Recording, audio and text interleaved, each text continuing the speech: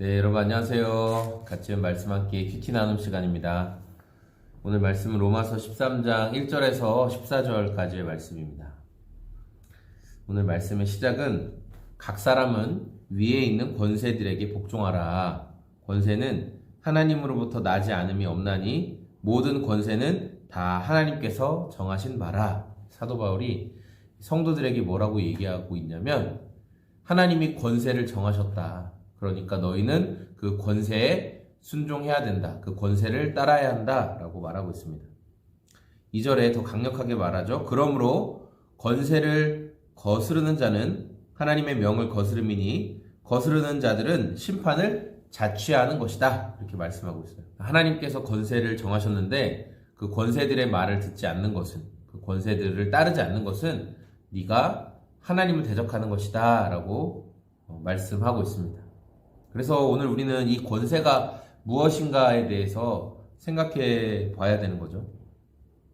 하나님께서 이 지상에 세우신 어떤 부여된 권세들이 있는데 첫 번째가 이제 정부죠. 나라의 통치를 하는 정부가 되겠고, 두 번째는 교회를 통해서 성도의 삶을 또 하나님께서 훈련해 가시고, 또 세 번째는 부모를 통해서 자녀와 또 부모와의 관계 속에서 우리를 또 돌보시고, 네 번째는 우리가 사회생활하면서 우리 고용주가 있죠. 고용주.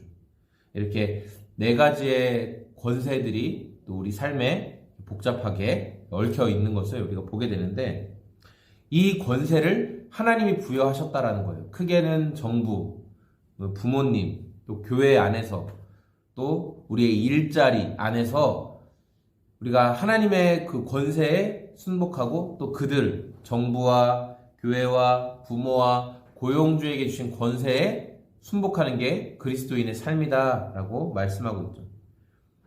특별히 오늘 말씀에서는 정부의 역할을 볼 수 있는데, 정부의 역할이 여러분 뭘까요? 정부는 없어야 될까요? 필요가 없을까요? 우리가 흔히 말하는 무정부 상태가 되는 것은 어떤 의미를 이야기하죠?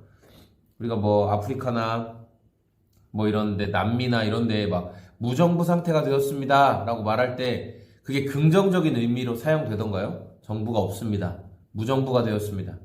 무정부 상태가 됐을 때 나타나는 특징이 뭐죠? 약탈이 일어나죠. 막 가게들 다 털리고 사람들 길거리에서 막 총 맞아 죽고, 법과 질서가 사라지는 상태를 우리가 무정부 상태가 됐다라고 말하잖아요.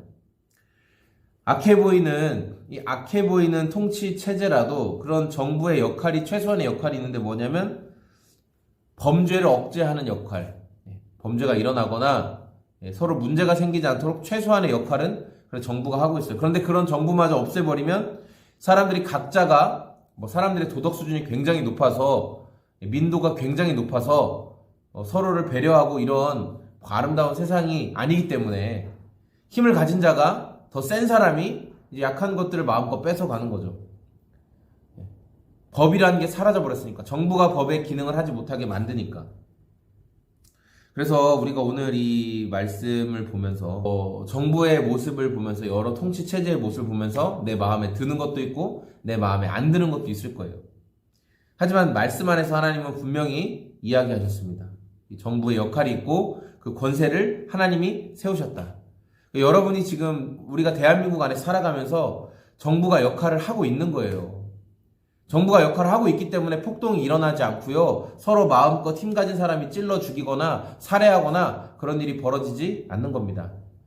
물론 교회 안에 지금 모습을 보면서 정부가 뭐 방역을 핑계로 지금 우리에게 이런 문제를 줬어, 우리를 이렇게 어렵게 했어, 뭐 이런 이야기도 할 수 있어요. 저도 속상한 것들이 있고요.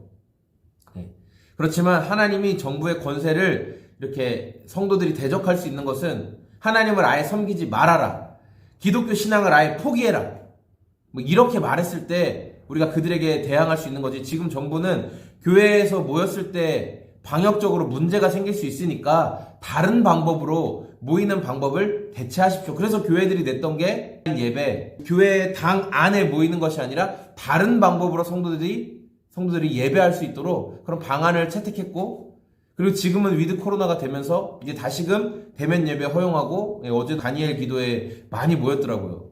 교회들도 50%씩 이제 막 들어오니까 웬만하면 이제 예배 다 참석할 수 있는 거예요. 몇 부 예배씩 나눠서 드리니까.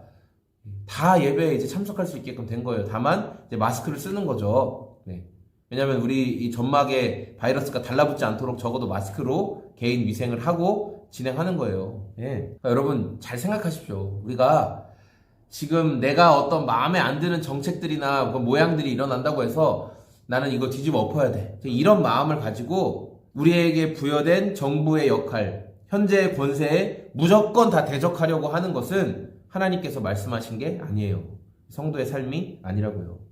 여기서 1절에 말하는 권세들에게 복종하라는 복종은 군인이 상관의 명령에 절대 복종하는 가장 강력한 복종의 모습을 헬라어로 표현하고 있는 거예요. 그러니까 정부에 마음에 안 드는 것도 있고 또 뭐 교회에 대해서 뭐 종교 단체에 대해서 이렇게 부정적으로 하는 것도 여러분 느껴질 수 있겠지만 그러나 거기에 대해서 무조건적인 난 복종 안 할 거야 이렇게 말하는 것은 하나님이 말씀하신 그리스도인의 삶이 아니다. 태도가 아니다.